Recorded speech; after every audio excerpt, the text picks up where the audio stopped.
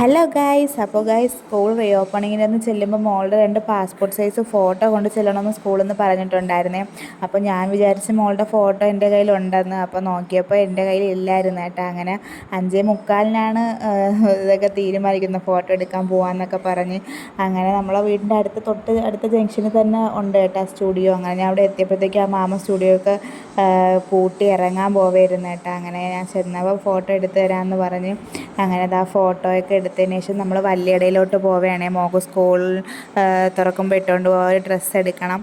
അങ്ങനെ ഒരു ഡ്രസ്സ് എടുക്കാൻ വേണ്ടി നമ്മൾ വല്യടയിലെത്തി.